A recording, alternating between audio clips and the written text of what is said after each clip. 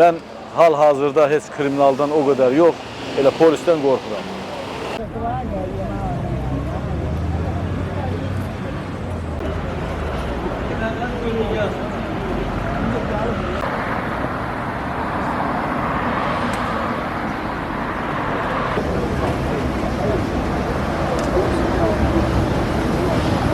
Qətlə yetirən adam kənddə gəzir, əlini qolunu sallamış kənddə gəzir.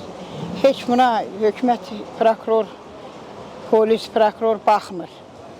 Biz bu iş açılanatan biz gələcəyik, biz buradan əl çəkməyəcəyik. Bu iş hökmən açılmalıdır. Açsınlar bu işi, nə boyda tez açsalar özlərinə də xeyirdir, cəmaata da xeyirdir.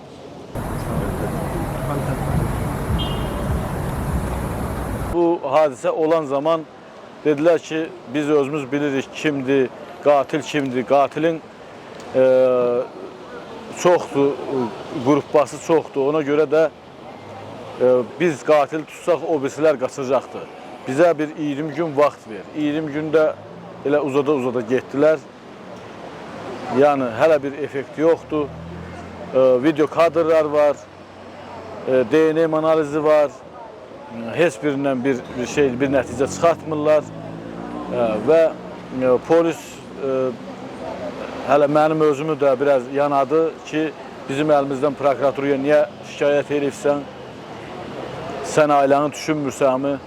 Elə də qorxu altında da yaşayırıq. Bu qədər millət 8 gündür burada, hamısı ayaq üstündə gəlib, zəhmət çəkir. Hamısı